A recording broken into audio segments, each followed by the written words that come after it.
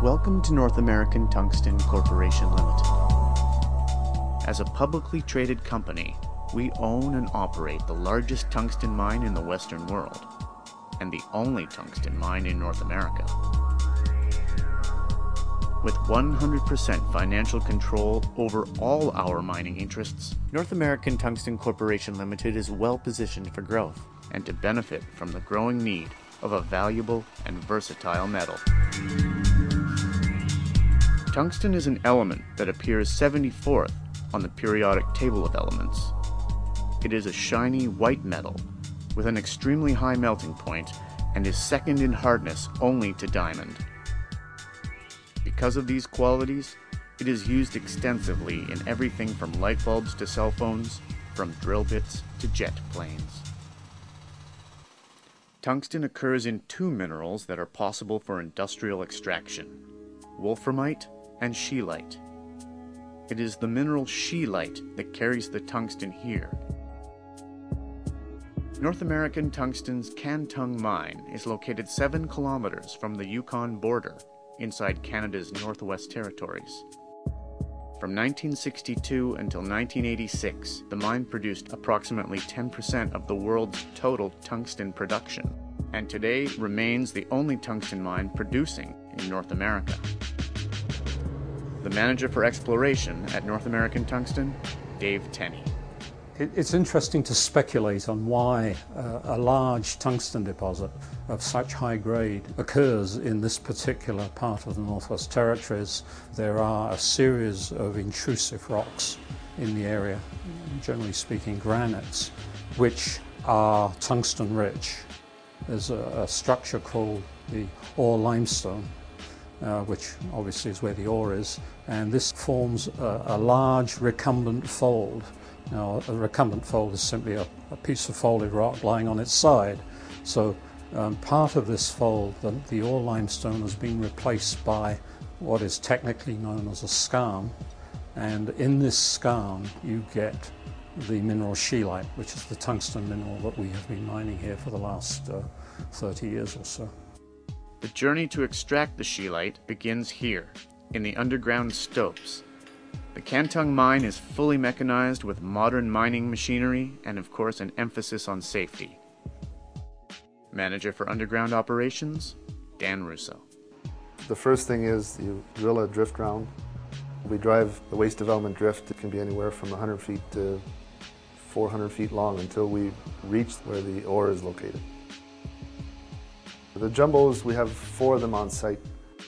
The jumbos are used to drill development phases or development or waste development phases. Once a long hole, let's say a long hole rig, has finished drilling, there's 3 types of explosives we can use. There's either emulsion, a type of explosive that you can pump directly into the hole. There's ANFO or ANFEX, which is a bagged form of explosives. It's ammonium nitrate and diesel fuel. And there's also stick powder, which is cartridges of explosives. Depending on the ground conditions, depending on the mining method, we can use any one of these 3 explosives to load stopes. You blast it, you muck it out. We've got 20-ton trucks and 30-ton trucks underground. And what we'll do is we'll either muck directly from the stope to the ore pass, or from a stope to a truck, depending on the distance to the ore pass. Once it's mucked out, you do the ground support, and then the whole cycle starts again. The Tungsten concentrator is located just meters from the underground mine portal. The raw ore is first trucked and dumped into a chute where it begins its journey at the crusher. Mineral processing consultant, Reno Mihawk. Here at the Tungsten Mill facility, underground ore is crushed by 3-stage crushing. Primary jaw crusher,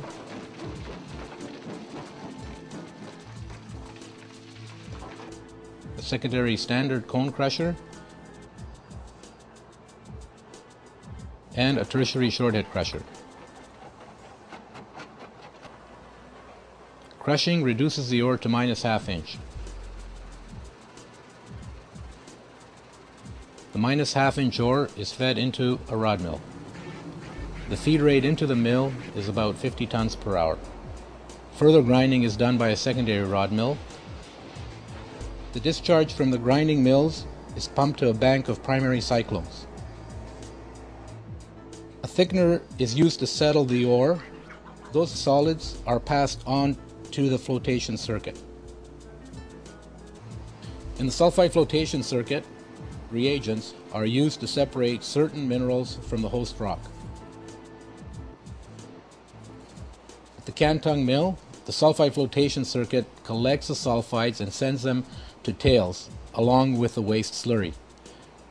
The reason the sulfides are sent to tails is that they interfere in the scheelite recovery, and they contain very little scheelite.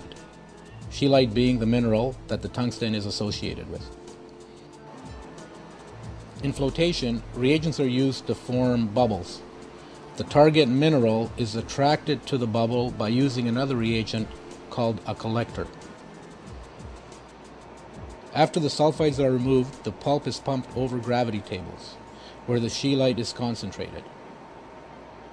Scheelite is heavier than the host rock, so it stays along the riffles on the table while the host rock gets washed off. The forward and back motion, along with the tilt angle on the table, determines the amount of table concentrate collected. The scheelite is very visible on the table as it forms a white band. This white band of scheelite is what gets pumped to the roaster. The scheelite flotation circuit is the last chance in recovering the ore that has not been picked up by the tables. The roaster operates at 500 degrees Fahrenheit. The roaster dries the scheelite. The final product contains between 60 and 70% WO3 or scheelite. After the magnets have removed the excess sulfides, the G1 product is bagged in 2 metric ton bags. The quality of the Cantung mine's concentrate is constantly monitored. Samples of the product, as well as all tailings and water quality, are assessed in the assay lab. This is our XRF. It produces X-ray beam. It hits the bottom of the sample cup, which is clear. It excites the electrons in the element of interest, or in this case I'm doing tungsten. That's a tungsten peak, and this is a tungsten peak as well. We do concentrated sulfuric addition and stannous chloride addition into these 100 ml volumetric flasks, and they turn yellow depending on the concentration of the tungsten that's in there. It reacts with the WO3 in solution. The really pale ones, they're tails samples. The last 3 are underground. They're about 4%. All tailings from the mill are sent to Tailings Pond 3. Tailings Pond 4 is the polishing pond. And the initial phase of our newest pond, Pond 5, was completed in October 2006. Mill recovery records indicate that Pond 3 alone contains some 1 million metric ton units of tungsten. This could indicate additional potential for the Cantung mine site.